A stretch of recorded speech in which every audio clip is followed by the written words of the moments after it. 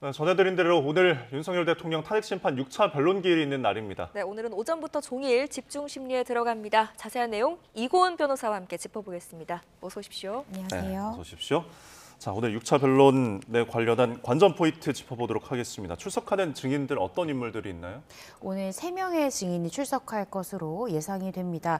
일단은 김현태 707 이 특수임무 단장이 출석할 것으로 보여지는데요. 이 단장 같은 경우에 많은 분들 기억하시겠지만 지난 12월 9일에 카메라 앞에 서서 본인이 부대원들에게 직접 국회 창문을 부수고라도 들어가라라는 지시를 했고 또 헬기에서 가장 먼저 내려서 이 국회 봉쇄 부분에 대해서 내 부대원들에게 지시한 인물이 나다라면서 부대원들은 용서하되 모든 법적 책임은 이 지휘를 했던 지휘관인 내가 안고 가겠다라고 눈물까지 글썽였던 그런 인물입니다. 그래서 이 김현태 이 707 단장도 증인으로 출석을 해서 실제로 이 국회 봉쇄에 대해서 이 곽종근 이 전 사령관으로부터 지시를 받았다라고 지금 이 12월 9일 날도 이 기자들 앞에서 이야기를 했거든요. 구체적으로 곽 전 사령관에게 어떠한 지시를 들었으며 그러한 지시 내용에 따라서 본인의 부하 직원인 부대원들에게 구체적으로 어떤 이 실시 사항에 대해서 지시를 하달했는지 이 부분에 대해서 이제 집중적으로 증인 신문이 이루어질 것으로 보여지고요. 또 지금 계속해서 윤석열 대통령과 이 김용현 전 장관은 끌어내라고 이야기했던 대상이 국회의원이 아니라 이 특전사 이 707 요원들을 끌어내라고 했다고 이야기를 하고 있는데 과연 이 끌어내라라는 이 지시를 곽종근 전 사령관에게 들었을 때 그 대상이 국회의원이었는지 아니면 707 이 부대의 요원이었는지 이 부분에 대해서도 국회 측과 윤석열 대통령 측이 치열하게 공방을 벌이지 않을까 싶습니다. 또 이 곽종근 전 사령관 같은 경우에 아마 오늘 증인신문에서 가장 핵심이 될 수 있는 키맨으로 보여지는데요.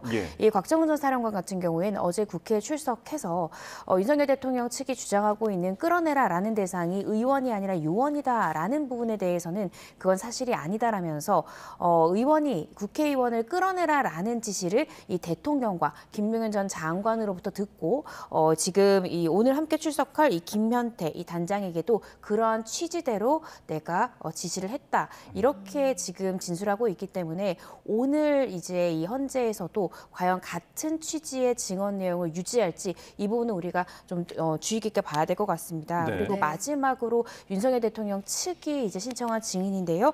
박춘섭 대통령실 경제수석도 윤석열 대통령 측의 신청 증인으로서 출석을 해서 비상계엄 아마 선포의 정당성 부분에 대해서 아마 그때 당시 그러니까 비상계엄을 선포할 직전 상황이 얼마나 정부로서는 경제적으로 좀 힘든 상황이었는지 이런 부분들에 대한 이 증인 신문이 이루어질 것으로 예상이 됩니다. 네, 오늘 변론기일이 굉장히 중요합니다. 또 지난 변론기일을 좀 살펴보면 이 증인들 간에도 그렇고 윤 대통령 측과도 그렇고 증언과 주장이 계속 엇갈리고 있는 모습이거든요. 이런 상황이라면 현재 재판관들은 어떤 부분에 좀 쟁점을 두고 또 집중을 해서 보게 될까요? 사실 그제 있었던 이 증인신문 과정에도 뭐 이진우 전 사령관이랄지 이제 두 명의 인물에 대해서는 사실상 이 윤 대통령에게 좀 유리한 내용의 진술을 했고요. 또 본인의 지금 현재 재판을 받고 있는 혐의 관련해서는 증언을 거부하는 선택을 했습니다. 그런데 이제 이 두 명 같은 경우에는 현재 윤석열 대통령과 공범의 지위에 있기 때문에 어떻게 생각하면 공범이라는 것은 윤석열 대통령의 혐의가 인정되지 않는 경우에 공범인 나의 혐의도 함께 인정되지 않을 수 있는 인물입니다. 따라서 그 증언 내용이 왜곡되거나 또 허위로 증언할 수 있는 가능성이 좀 있는 인물로 평가할 수 있는데요.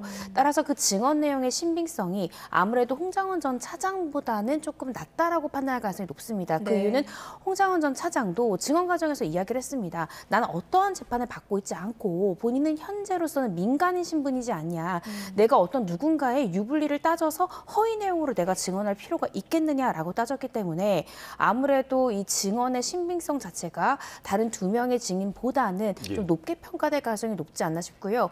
오늘도 마찬가지입니다. 물론 이 곽종근 전 사령관 같은 경우는 구속 기소된 상태고요. 여전히 윤석열 대통령과 함께 이 공범으로서의 혐의를 받고 있는 인물이긴 하지만 본인이 이 오늘 헌재에 출석을 해서 이 내란 관련해서 만약에 윤석열 대통령에게 불리한 진술을 한다면 그것은 곧 본인의 형사재판에서도 불리하게 쓰일 것을 각오를 하고서도 그런 진술을 하기 때문에 이 부분은 불리함을 무릅쓰고 허위 내용으로 진술할 사람은 상식적으로 없기 때문에 만약에 어제 국회에서 밝힌 것과 같이 곽종근 전 사령관이 동일한 취지의 윤석열 대통령의 불리한 취지의 이 지시사항에 대한 진술을 이어간다면 이 부분은 헌재 재판관이 좀 신빙성이 높다라고 평가할 가능성이 높지 않을까 싶습니다. 결국은 이제 본인의 이해관계와 받아낸 증언을 했을 경우에 그 신빙성이 좀 높게 볼 수 있다라는 이야기인 거죠. 네, 그렇습니다. 알겠습니다. 네. 자, 곽종근 전 사령관 입이 굉장히 이제 이목이 쏠리는데 윤 대통령으로부터 직접 비화폰으로 이제 지시를 받았다라는 거잖아요. 결국은 이번에도 요원과 의원에 대한 이 단어에 대해서 굉장히 쟁점으로 이뤄질 것으로 보이는 거죠. 그렇습니다. 윤석열 대통령 측에서는 예. 이 김용현 전 장관 증인신문 과정에서 끌어내라라는 지시는 있었지만 그 지시의 대상이 국회의원이 아니라 이 707 부대 요원을 끌어내라는 것인데 이 부분을 부하들이 잘못 이해한 것 같다라는 취지의 주장 내용을 펼쳤습니다. 네.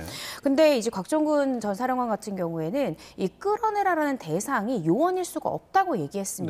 왜냐하면 윤석열 대통령 측이 이야기하고 있는 그 시점에는 이 707 부대 요원들이 본관 바깥에 정문 바깥에서 대기하는 상황이었기 때문에 이 국회 내부에 있지도 않은 요원을 그때 당시에 끌어내라라고 이야기할 수 없는 상황이었다고 얘기했고요. 또 윤석열 대통령과 이 비화폰을 통해서 지시를 받았고 이 문짝을 도끼로 부수고서라도 들어가서 다 끄집어내라는 지시를 받았다고 수차례 진술을 한 인물입니다. 실제로 이 곽종근 전 사령관으로부터 이러한 지시를 받고 이 김현태 단장, 오늘 첫 번째 증인신문의 대상자이기도 한데요. 네. 이 김현태 단장도 이러한 곽 전 사령관의 지시 내용을 듣고 나도 부대원들에게 국회 내 창문을 부수고서라도 들어가라라는 지시를 하달했고 나의 지시에 따라서 부대원들이 했다라고 지금 증언을 하고 있기 때문에 진술하고 예. 있기 때문에 만약에 오늘 이러한 내용대로 증언들이 펼쳐진다면 이러한 증언들이 굉장히 매끄럽게 연결이 되는 거거든요. 네. 윤석열 대통령, 김용현 전 장관으로부터 곽 전 사령관이 지시를 받았고 곽 전 사령관으로부터 김현태 단장이 또 동일한 내용의 지시를 받아서 부대원들이 그러한 내용을 실제로 실시했다라는 증언이 함께 나온다면 이 두 사람의 증언 내용이 일치한다면 이 증언의 신빙성이 굉장히 높게 또 이 헌재 재판관들이 평가하지 않을까 조심스럽게 추측을 해봅니다. 네, 알겠습니다. 지금 김현태 특수임무단장 같은 경우는 윤석열 대통령이 또 신청한 증인이잖아요. 이 인물이 발언하는 증언들은 윤석열 대통령 물론 이제 발언 내용이 나와 봐야 알겠지만 윤석열 대통령에게 어떤 유불리가 어떻게 좀 작용할 거라고 보십니까? 어떻게 증언하는지에 네. 따라서 다를 것 같습니다. 네. 정말로 끌어내라라는 지시의 대상이 윤석열 대통령이 지금 이야기하고 있는 것처럼 국회의원이 아니라 707 요원이었다라고 예를 들어 이야기할 경우에는 윤석열 대통령 주장에 힘이 실릴 것이고요. 그것이 아니라 이 국회의원을 끌어내라는 것이 맞았고 또 실제로 그러한 지시를 받아서 곽정 사령관으로부터 그러한 지시를 받아서 국회 내의 창문까지라도 부수고 들어갔던 것이다라는 이 주장 내용을 할 경우에는 또 윤석열 대통령에게 불리하게 작용할 것 네. 같습니다. 사실 이제 그간 이 기자들 앞에서 12월 9일에 기자회견했던 내용과 또 국회에서의 내용 등등이 좀 일부 이제 상충되는 부분도 있었는데 오늘 아마 헌재에서 정확히 이 부분에 대한 궁금증이 해소될 것으로 보여집니다. 네. 예. 자, 그리고 또 다른 증인이죠. 윤 대통령 측이 신청한 증인인데 박춘섭 경제수석 어떤 점을 묻기 위해서 신청을 했을까요? 이 박춘섭 이 경제수석 같은 경우에는 이 정부의 경제 부분에 대한 수석을 담당하고 있습니다. 근데 윤석열 대통령이 지금 현재 취하고 있는 이제 입장이 비상계엄을 선포할 수밖에 없는 상황이었다. 왜냐하면 이 야당이 주도한 이 예산 삭감 때문에 이 정부에서는 이제 굉장히 정상적으로 국정을 운영할 수 없는 비상 상황이었기 때문에 우리는 경고성으로라도 이 비상계엄을 선포할 수밖에 없는 상황이었다라고 주장을 하고 있습니다. 즉, 이 비상계엄의 상당성, 이 정당성 부분에 대해서 굉장히 주장을 하고 있는데 아마 이 박춘섭 경제수석의 입을 통해서 그때 당시에 정부가 얼마나 예산 삭감 때문에 전국의 운영이 어려웠던 상황이었는지 이것이 비상계엄을 경고성의 의미랄지라도 선포할 수밖에 없는 상황이었는지 이 부분을 경제수석의 입을 빌어서 이 정당성을 더욱더 강화하기 위해서 이 박춘석 경제수석을 증인으로 신청한 것 같습니다. 네. 예. 오늘 나오는 증인들이 이제 5차 때 이진우 여인영 전 사령관처럼 증언을 거부할 가능성도 있지 않습니까? 그러면 헌법재판관들이 좀 이걸 좀 설득하는 과정이 있을 수도 있나요? 네, 그렇습니다. 많은 분들 기억하시겠지만 이진우 전 사령관 또 여인영 전 사령관 같은 경우에 실제로 이제 증언에 대해서 모두 다 거부한 건 아닙니다. 이 국회 측 질문에 대해서는 이제 거부를 했지만 윤석열 대통령 측에서 물어봤던 질문에 대해서는 일부 답변하고 일부는 답변이 제한된다라고 답을 했습니다. 네. 이러한 모양새를 보이자 헌재 재판관은 이거는 본인에 대한 형사 재판이 아니기 때문에 최대한 이건 불리하게 본인 재판에서 작용되지 않는다라는 점을 들어서 최대한 좀 증언에 협조할 것을 좀 부드럽게 권고하기도 했습니다. 예. 그래서 오늘도 아마 특히 곽 전 사령관 같은 경우에 구속 기소가 됐고요. 재판을 받고 있는 상황이기 때문에 일부 증언에 대해서는 또 거부할 가능성을 저희가 배제할 수는 없습니다. 예. 만약에 그렇게 증언 내용을 대부분 거부할 경우에는 재판관은 이 오늘의 재판 자체가 사실은 곽 전 사령관이랄지 이진우 전 사령관이랄지 이런 사령관들에 대한 형사 재판이 아니잖아요. 예. 윤석열 대통령에 대해서 파면을 할 것인가를 결정하는 자리이기 때문에 이와 관련된 핵심 질문에 대해서는 좀 대답을 해달라라고 부드럽게 이야기할 가능성은 있다고 예. 보여집니다. 그럼 그렇게 이제 설득을 하는 과정에서도 진술을 계속 거부하는 이유는 어디 있을까요? 아무래도 사실은 이 형사재판, 이들이 예. 받고 있는 형사재판과 현재 헌재 심리의 내용이 사실관계가 결국은 동일하지 않습니까? 네. 12월 3일에 있었던 비상계엄이 과연 헌법에 위배되는가는 이것이 과연 내란죄로 평가될 수 있는가와 동전의 양면 같은 것입니다. 결국엔 같은 쟁점이기 때문에 지금 현재 동일한 사실관계에 대해서 이 내란죄의 중요 임무 종사 등으로 지금 재판을 받고 있는 이 피고인 신분인 이들 입장에서는 이 헌재에서의 이 심리 과정에서 나오는 증언이 또 형사재판의 재판관은 또 볼 것이지 않습니까? 이 부분이 불리하게 작용할 수 있다라는 판단 하에 증언을 거부하는 선택지를 선택하는 것으로 보여지는데요. 사실 증언 거부는 또 이 증인들이 가지고 있는 정당한 권한입니다. 네. 또 이를 두고 우리가 탓할 수는 없는 것인데요. 그런데 사실 이전에 있었던 이진우 전 사령관이랄지 여인영 전 사령관 같은 경우에 저는 좀 안타까웠던 것이 증언 거부를 좀 선택적으로 했던 것이 본인의 형사재판에 오히려 더 불리했던 것이 아닌가라는 생각이 들긴 예. 했습니다.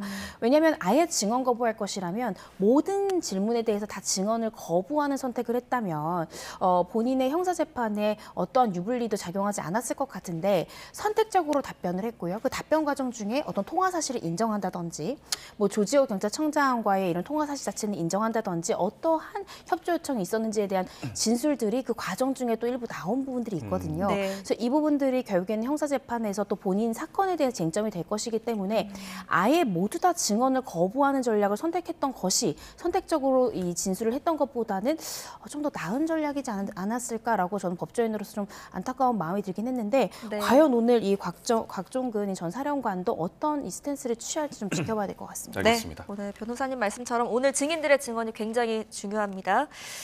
지금 헌법재판소에 저희 취재 기자가 나가 있다고 하거든요. 현장 연결해서 분위기 한번 들어보겠습니다. 김다연 기자. 네, 헌법재판소입니다. 네, 오늘 주요 증인 신문이 줄줄이 예정되어 있죠? 네, 맞습니다. 가장 먼저 오전 10시 반에 육군 특수전사령부 예하 707 특수임무단장의 김현태 단장 증인 신문이 시작됩니다. 김 단장은 곽종근 특수전사령관 등 상부 명령을 받고 국회의사당 문을 안에서 봉쇄하기 위해 창문을 깨고 진압하라고 지시했다 말한 인물입니다. 오후 2시부터는 곽종근 특수전 사령관도 증인으로 나서는데요. 특히 눈여겨봐야 할 부분은 윤 대통령으로부터 문짝을 도끼로 부수고라도 들어가서 다 끄집어내라는 지시를 받았다는 곽 사령관의 증언입니다. 오늘 신문을 통해 국회의원이 아닌 특전사 요원을 끌어내란 지시였다는 김용현 전 국방부 장관 주장의 진위가 가려질 것으로 보입니다. 오후 3시 반에는 박춘섭 대통령실 경제수석도 신문을 봤는데요. 최상목 대통령 권한대행이 계엄 국무회의에서 받았다는 비상입법기구 예산 편성 관련 쪽지에 대해 발언할지가 주목됩니다. 헌재 외곽 경비는 오늘도 삼업하다고요? 네, 맞습니다. 헌재는 오늘을 시작으로 오전 10시부터 종일 변론을 진행하겠다고 예고했는데요. 윤석열 대통령이 오전에 출석할 걸로 보이고 지지자들의 탄핵 반대 집회도 헌재 인근에서 예정이 된 만큼 경비가 삼엄합니다. 헌재 정문 앞부터 경내 곳곳까지 경력이 배치되어 있고요. 내부 출입을 위해서는 신분증을 확인시켜줘야 합니다. 비상 상황에 대비해서 차벽도 세워져 있는 모습을 볼 수 있었습니다.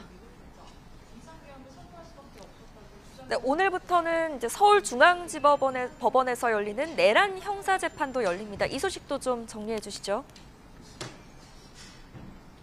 네, 내란 혐의로 기소된 군과 경찰 관련자들의 형사재판도 오늘부터 본격적으로 시작됩니다. 서울중앙지방법원은 오늘 오전 10시부터 조지호 경찰청장과 김봉식 전 서울경찰청장, 또 오후 2시에는 노상원 전 정보사령관에 대한 첫 공판 준비 기일을 진행합니다.